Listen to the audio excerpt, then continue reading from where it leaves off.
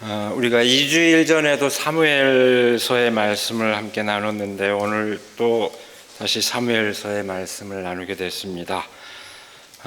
이 사무엘은 이스라엘 역사에서 기억되는 아주 위대한 지도자 가운데 한 사람입니다. 오늘은 사무엘이 그 주인공입니다. 그 출애굽을 통해서 형성된 자유민의 그 공동체, 그 역사의 출발점에 첫머리에 모세가 있다면 그 마지막에 사무엘이 있다고 얘기할 수 있을 만큼 그 비중은 중요합니다. 오늘 본문 말씀은 그 사무엘이 공적인 역사의 현장에 등장하게 되는 그 장면을 전하고 있습니다.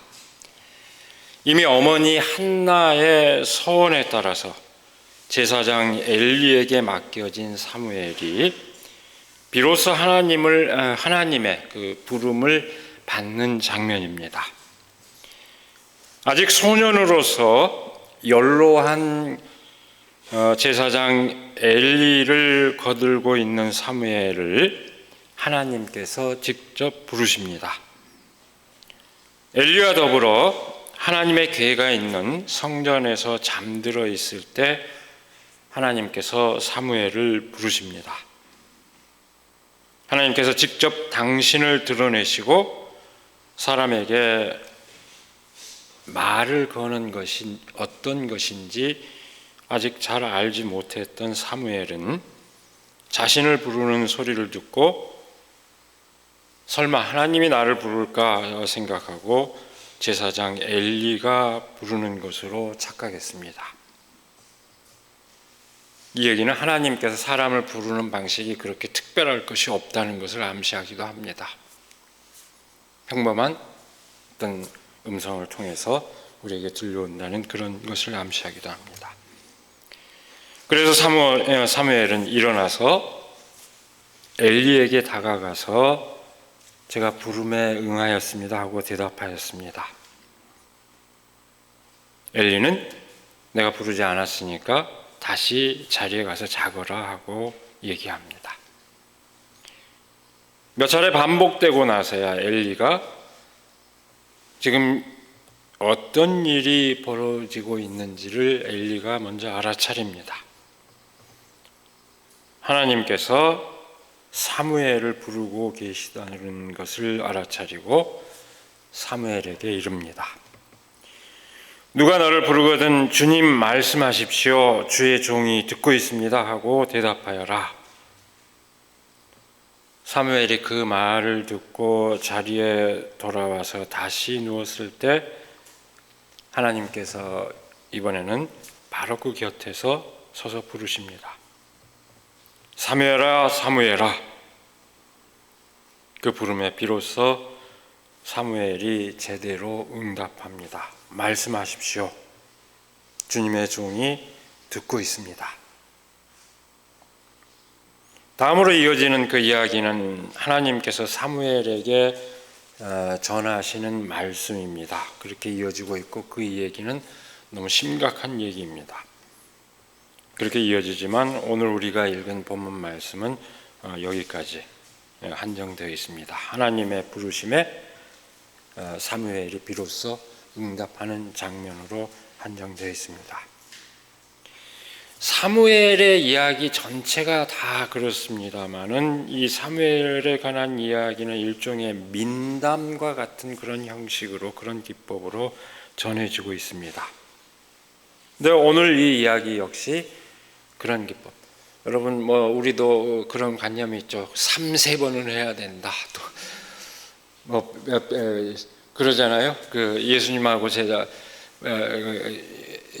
베드로가 대화할 때도 3-4번 고백하는가 하면 3-4번 다시 부인하는 이런, 그리고 우리도 3-4번은 해야 된다는 이런 관념인데 이거 아주 세계 공통의 그 어떤 이야기 기법입니다. 사고방식의 보편적인 사고방식의 한 기법입니다. 어쨌든 이렇게 전해지고 있는 이야기, 사무엘의 이야기 전체가 굉장히 재미있는 민담과 같은 이야기 형식으로 전해지고 있습니다. 근데 그 이야기가 함축하는 뜻이 무엇일까요? 특히 오늘 이 대목이 전하고 있는 뜻이 무엇일까요? 그것은 한마디로 얘기하면은 시대의 전환을 예고하는 그런 뜻을 함축하고 있습니다. 엘리의 시대가 끝나고 사무엘의 시대가 열렸다는 것을 뜻합니다. 구시대가 끝나고 신시대가 열린다는 것을 알리는 그런 사건입니다. 그런데 여러분, 사무엘이 상징하는 새 시대는 어떤 시대였을까요? 사실 그 답은 그렇게 간단하지는 않습니다. 사무엘은 사사 시대에서 왕이 아닌 사사가 나라를 다스리던 그 사사 시대에서 왕조 시대로, 왕정 시대로 넘어가는 과도기의 역사적 인물이기 때문입니다. 일종의 그 시대의 경륜가라고 해야 할까요? 사무엘은 두 시대가 교차하는 아주 모순적인 상황 가운데서 역할을 했던 그런 사람입니다. 대개 이런 시기의 인물들은 역사의 경랑에 그 파고에 휩쓸려 밀려가면은 패자로 기억되고 그 물결을 타고 오르면은 승자로 기억되는 것이 대개 이런 시대의 인물들에 대한 후세의 그 평가입니다.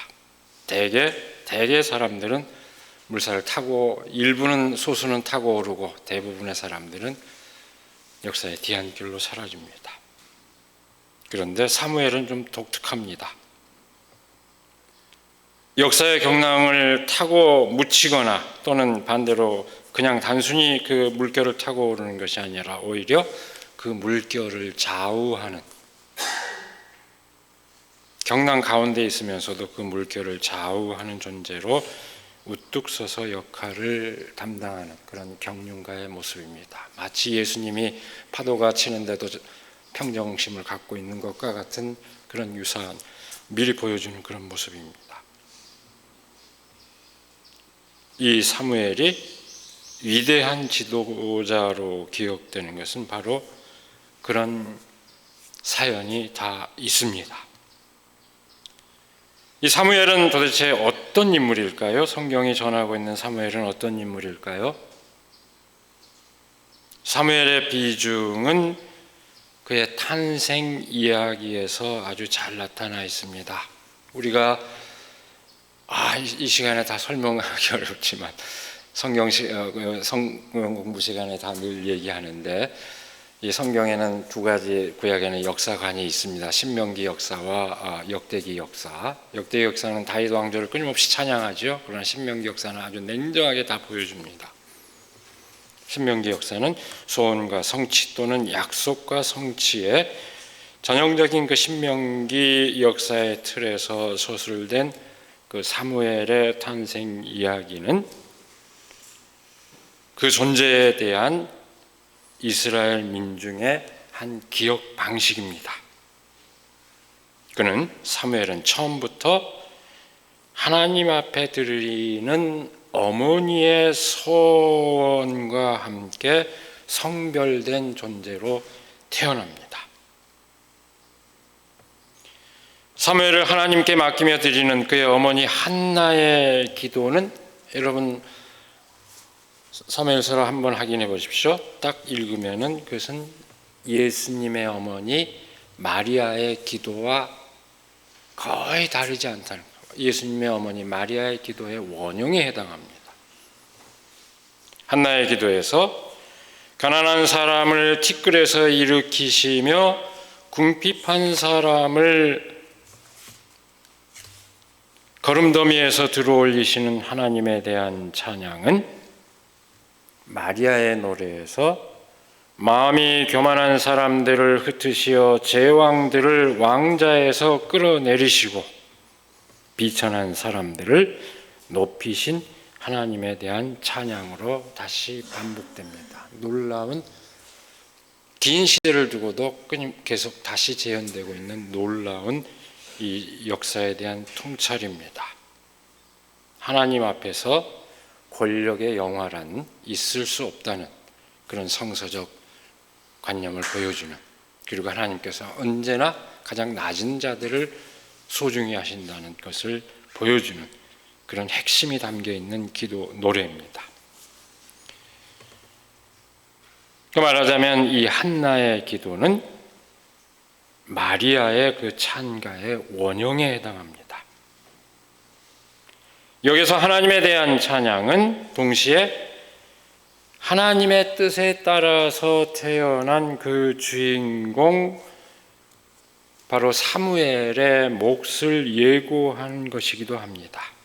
아니, 더 엄밀하게 얘기하면 그것은 사람들에게서 기억되고 있는 그 주인공의 실제 역할입니다. 사무엘이 바로 이런 역할을 감당했다 하고 이 사람들이 기억하고 있는 그 내용입니다. 사무엘은 후대의 예수님과 마찬가지로 그렇게 특별하게 기억되고 있을 만큼 아주 중요한 인물이었습니다. 처음부터 성별되어 제사장 엘리의 손에서 자란 사무엘은 엘리의 뒤를 이어 제사장이자 예언자이며 사사로서 이스라엘 백성의 지도자가 됩니다. 이 사무엘은 아주 복합적인 지도자의 면모를 다 가지고 있습니다. 종교적 지도자요, 예언자요, 정치적 지도자, 모든 지도자의 역할을 다 겸하고 있습니다. 그 복합적인 지도자의 면모는 모세와 그대로 비견이 됩니다. 출애굽의 지도자로서 모세는 하나님의 말씀을 받은 예언자로서 몫을 하였는가 하면 제사의 그 법규를 정한 사제로서 몫을 감당했고, 동시에 백성의 최고 정치 지도자로서 역할을 맡았습니다. 사무엘 역시 거의 똑같은 역할을 맡았습니다. 당대의 모든 권위를 다 부여받은 그런 지도자였습니다. 그 가운데서 사무엘은 사실상 사사로서 그 역할을 얘기하자면 사무엘은 사실상 마지막 사사였습니다. 그 사무엘서가 전하는 내용을 보면은 그의 아들들이 사사 역할을 하였다고 전하고 있기는 하지만 사사로서 그 몫을 그 아들들이 제대로 감당한 것은 아니었다고 전합니다. 8장 1절에서 3절에 보면은 자기 이익 챙기기에 급급했다, 그 아들들은 그렇게 전하고 있습니다. 그러니까 그 사무엘의 아들들은 자신들의 치부에만 급급했다고 그렇게 전하고 있는 것을 보면 결국 사실상 사사로서 역할을 감당한 것은 사무엘에게서 끝났다, 이렇게 볼 수 있습니다. 이렇게 마지막 사사로서 사무엘은 아주 모순적인 존재였습니다. 마지막 사사로서 사무엘은 구시대를 대표합니다. 그러나 동시에 그 부족 동맹의 시대를 마감하고 왕정 시대를 연 인물로서 새 시대를 예비한 인물이기도 했습니다. 줄여 말하자면 과거의 부족 동맹체, 그야말로 평등주의의 이상이 그대로 살아있던 그 시대의 전통을 대변하면서 동시에 왕정 시대, 사실은 불평등이 만연해지고 격차가 심화되는 그런 시대를 또 여는 그런 점에서 그의 역할은 아주 모순적입니다. 그 시대 자체가 사무엘에게 그와 같은 모순적인 역할을 부여했습니다. 여러분, 이 시기는 역사 공부 좀 잠깐 할까요? 문명사적 전환기입니다. 이스라엘 역사에서 청동기에서 철기로 넘어가는 일종의 문명사적 전환기입니다. 이스라엘은 청동기를 사용하고 있는데 그 시기에 이스라엘은 이미 철기를 보유하고 있는 블레셋 세력과 끊임없이 대결을 해야 됐습니다. 그 대결의 와중에서 이스라엘이 생명처럼 여기는 법궤를, 오늘 본문 말씀에서는 그 법궤가 있는 방에서 엘리와 사무엘이 잤다고 했는데 나중에 그 법궤를 블레셋에게 뺏기는 사건이 발생합니다. 그래서 이스라엘의 위기는 전면화했고 블레셋 국가와 마찬가지로 강력한 왕권 국가를 수립해야 한다는 요구가 분분했습니다.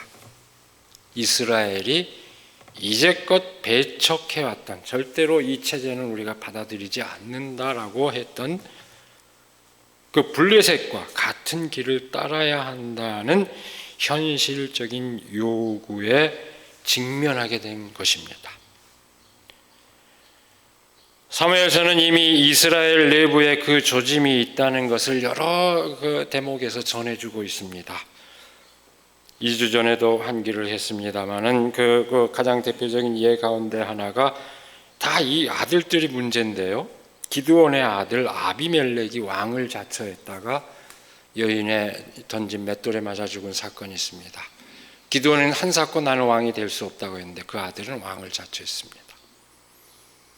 그 다음에 오늘의 본문의 주인공인 엘리의 아들들도 시원찮았습니다.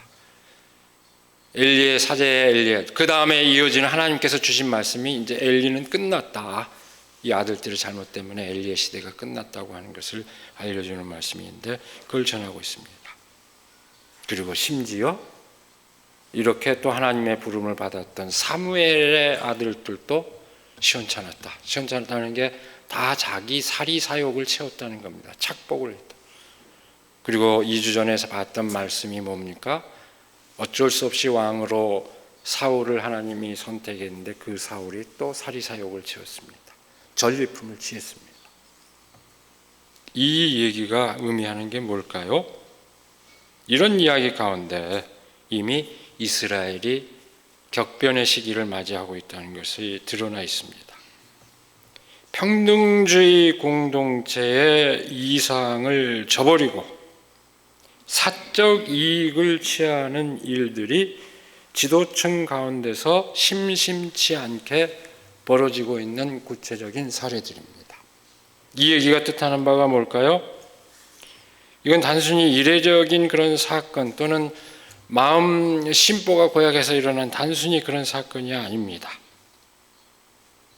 이스라엘 사회에 특권층이 누릴 만한 잉여 생산물이 생겼다는 것을 말합니다. 뭔가 남는 것이 생겼고 그것을 갖고 자기 권력을 강화할 수 있는 조건이 형성되고 있다는 것을 뜻합니다. 따라서 그 사실은 이스라엘 사회 자체가 구조적으로 변화될 수밖에 없는 그런 상황에 처했다는 것을 예고하는 사태들이었습니다. 결국 이스라엘 내부의 그 왕정에 대한 요구는 단순히 군사적 위기에 대한 대응책이라기보다는 사회의 전면적인 개편에 대한 요구였던 것입니다. 사회의 전면적인 개편을 시도하는 현실적인 요구 앞에서 자유민의, 하나님의 백성으로서 그 자유민의 평등주의 공동체의 이상을 대변해온 사무엘은 곤혹스러울 수밖에 없었습니다. 사무엘은 마지못해서 왕정 요구를 수용하지만, 그럼 한번 해봐라, 그렇게 수용하지만 그러면서도 경고를 빠뜨리지 않습니다. 왕정이 시행이 되면, 국가 권력이 등장하면 아들들은 군대로 징발당하고 딸들 역시 노력동원 대상이 된다는 것을 분명히 경고합니다. 그리고 꼬박꼬박 가혹한 조세를 납부해야 될 것이다 하는 경고를 분명하게 해둡니다. 그래도 하겠느냐 이런 얘기입니다. 왕정 요구에 동의하면서도 이와 같은 경고를 빠뜨리지 않는 것은 바로 사무엘이 처했던 난처한 상황을 아주 잘 보여주고 있습니다. 한마디로 사무엘은 그 자신이 옛 부족 동맹의 평등주의 공동체의 그 정신을 대변하면서도 새로운 왕정 시대의 예비를 주도한 그런 모순적인 인물로서의 역할을 맡을 수밖에 없었습니다. 그러나 바로 그 모순적인, 또 한편으로 생각하면 모순적인 바로 그 역할 때문에, 그 성격 자체가 사무엘이 권위를 지닌 지도자로서 존속하게 하는 또 이유이기도 했습니다.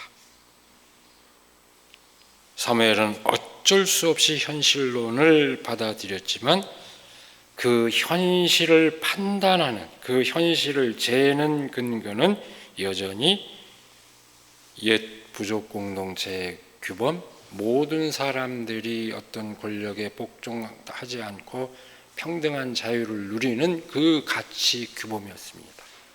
현실을 받아들이지만 이 가치까지 포기해서는 안 된다 하는 것이었습니다. 사무엘은 바로 그 정신에 기대어 권위 있는 지도자로서 몫을 담당하였습니다.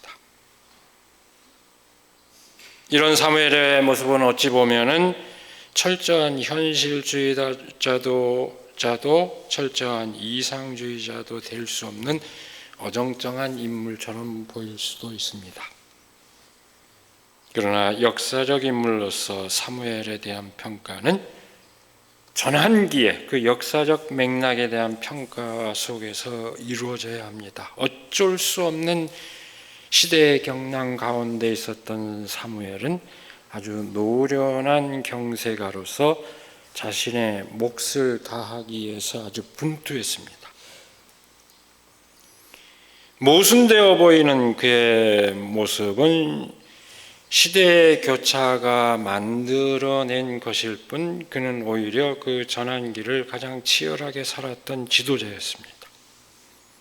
그는 눈앞에 전개되는 새로운 현실을 직시하면서도 지켜야 할 이상을 결코 포기하지 않았습니다. 사무엘이 위대한 지도자로 기억되는 바로 이것이 그 이유입니다. 마치 사무엘은 우리야 가깝지도 않죠. 500년 전이니까 500여 년 전인데 비교적 가까운 시대의 인물을 예를 든다면 마치 칼빈과도 유사한 그런 시대적인 소임을 다합니다. 여러분, 기독교는 오랫동안 부의 축적을 부정한 것으로 여겼습니다. 이자 받는 것도 다 금했는데 그것이 처음 용인된 게 언제일까요? 칼빈 시대에 이르러서. 칼빈은 그 현실을 용인하면서, 그러나 그걸 무한정 부의 축적의 목적을 둘 것이 아니라 부의 축적된 그 부를 하나님의 영광을 위해서 선용하라고 하는 분명한 메시지를 줬습니다. 이래서 시대의 전환을, 현실을 보면서도 기독교적 가치를 주장했는데 아주 유사합니다. 그런 면에서 사무엘의 역할은 아주 유사합니다.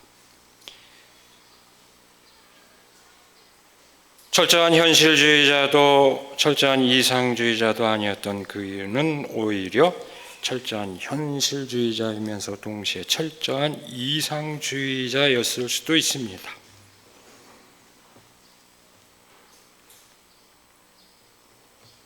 이기고 져야만 하는 시대의 모순 가운데서 그 모순의 경계를 넘나들면서 자신의 몫을 감당하는 일은 결코 쉬운 일이 아니었을 것입니다. 사무엘은 양극화 시대에 통합적 지도력을 발휘하기 위해서 애를 썼습니다. 그런 역할을 감당한 사람에게는 양측에서 동시에 공격을 받기가 쉽습니다. 한편으로는 수구주의자 또는 한편으로는 급진주의자, 아니면 이것도 저것도 아닌 회색분자 아닙니까? 라고 평가받기가 쉽습니다. 그러나 성서는 사무엘을 위대한 지도자로 기억하고 있습니다. 하나님의 약속과 성취의 그 구원 사관을 아주 분명하게 보여지는 신명기 역사관에서도 사무엘의 흠을 짚어내지는 않습니다. 아들들의 흠을 짚어낼지언정 사무엘의 흠을 짚어내지 않습니다. 여러분, 신명기 역사에서는 그 위대한 다윗이나 솔로몬도 예외가 되지 않습니다. 그 흠을 다 들춰내지는데 사무엘의 흠은 들춰내지지 않습니다. 그만큼 위대한 인물로 기억된다는 얘기입니다. 그것은 모순이 뒤엉킨 바로 그 삶의 현실 가운데서 하나님의 경륜을, 하나님의 뜻을 읽어내는 성서적 그 역사관의 그 독특한 그 성격과 무관하지 않습니다. 여러분, 우리가 경험하고 있는, 겪고 있는 인간 삶의 현실은 어쩌면 매 순간이 위기이고 매 순간이 전환기일 수 있습니다. 매 순간이 선택을 해야만 하는 그런 순간일 수 있습니다. 여러분 어떻습니까? 우리가 경험하고 있는 인간 삶의 현실에서 서로 다른 이해관계의 충돌은 아주 일상화되어 있습니다. 서로 다른 집단, 서로 다른 계급계층 간의 충돌은 일상화되어 있습니다. 하루라도 끊이지 않습니다. 또 다른 한편 세대 간의 갈등도 항상 있습니다. 구세대와 신세대의 갈등은 구석기 시대 유물에도 나온다고 하지 않습니까? 요즘 젊은 애들 버릇없다는 얘기는 과거 시대에도 있다고 할 정도로 그 구세대와 신세대의 갈등은 어떤 시대에나 있었습니다. 그런데 또 한편 생각하면 어떤 시대나 구시대는 전적으로 구세대는 전적으로 구세대만은 아닙니다. 또한 신세대 역시 전적으로 신세대만은 아닙니다. 인간의 삶은 끊임없이 교차의 연속입니다. 구세대이면서도 신세대적 요소를 갖고 있고 신세대이면서도 과거의 전통과 또 무관할 수 없습니다. 그것이 엄연한 우리의 삶의 현실입니다. 사무엘의 지혜는 지금 펼쳐지는 현실을 엄정하게 인식하면서도 그 가운데서 지켜져야 할 가치가 무엇인지 끊임없이 환기하는 가운데 하나님의 경륜을, 하나님의 그 뜻을, 이 시대 안에서 펼치는 하나님의 경륜을 일깨운 데 있습니다. 단적으로 줄여 말하면 사무엘이 일깨운 게 뭘까요? 그것은 현실을 떠난 자유가 아니라 현실 안에서 누리는 자유를 일깨운 것입니다. 현실을 도피해서 누릴 수 있는 자유가 아니라 그 안에서 누리는 그 자유를 역설한 것입니다. 도피가 아니라 현실을 정면으로 마주하면서 그것을 받고 나감으로써 누리는 그 적극적인 자유를 사무엘은 일깨운 것입니다. 안보 위기 앞에서 국가 발전의 논리를 수용할 수밖에 없었으면서도 국가 발전의 어두운 그늘을 염려하였던 사무엘의 그 안목은 그 지혜를 새삼 일깨워줍니다. 여러분, 한 가지를 선택했을 때는 늘 그 이면을 생각할 수 있어야 합니다. 특별히 많은 사람들에게 영향을 끼친 지도자들에게는 더더욱 그런 지혜가 요구됩니다. 사무엘이 그 지혜로 백성을 일깨웠기 때문에, 바로 그랬기 때문에 그가 역사의 수임을 다하고 뒤안길로 물러났을 때 발전의 논리로만 치닫던 왕정 시대에도 그 폐해를 뛰어넘어서고자 했던, 끊임없이 그래서 평등의 그 이상을 고취했던 예언자들의 몫이 지속될 수 있었습니다. 그것은 바로 사무엘의 그 지혜의 그 기운을 갖고 있습니다. 성서는 바로 이런 사무엘의 역할을 통해서 인간의 역사 가운데 함께 하시는 하나님의 그 경륜을 그 시대 속에서 펼치시는 그 뜻을 보여주신 것입니다. 여러분, 우리는 그 성서에서 수없이 많은 말씀을 통해서 그 말씀을 통해서 많은 위로와 용기를 얻을 수 있습니다. 그걸 깨달을 수 있습니다. 그것은 성서의 말씀에 그 대한 깊은 묵상을 통해서 우리가 누릴 수 있는 은혜입니다. 그러나 다른 한편 성서는 끊임없이 이 역사의 현실을 살아가는 사람들의 안목과 책임의식을 일깨워줍니다. 단편적으로만 읽을 때는 모르지만 성서의 전체 맥락을 통해서 읽으면 끊임없이 우리의 의식을, 생각을 자극합니다. 이 세계를 보는 안목, 이 세계 안에서 우리가 어떤 것을 해야 될까 하는 그 책임의식을 끊임없이 일깨워줍니다. 오늘 이 사무엘의 이야기를 통해서 우리가 그 안목과 책임의식을 깨닫기를 바랍니다. 그래서 성경을 단편적으로만 보지 마십시오. 그 역사적 맥락 속에서 보면서 그 안목과 책임의식을 깨닫기를 바랍니다.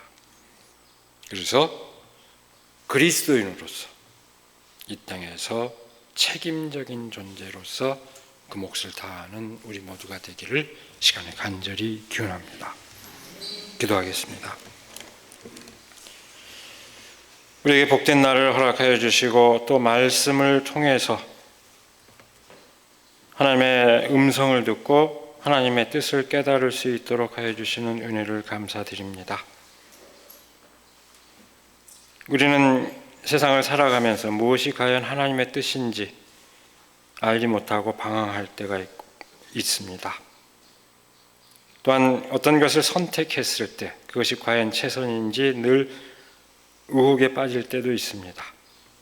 하나님, 그런 저희에게 지혜를 주셔서 그 뒤엉킨 삶의 현실 가운데서 무엇이 옳은지 늘 캐묻고 그 길을 따라갈 수 있도록 하여 주시옵소서. 우리가 묻되 결코 회의에 빠지지 않고 신실하게 하나님의 뜻을 이루어가는 그런 삶을 살아갈 수 있도록 하나님 함께하여 주시옵소서. 우리 주 예수 그리스도의 이름으로 기도드리옵나이다. 아멘.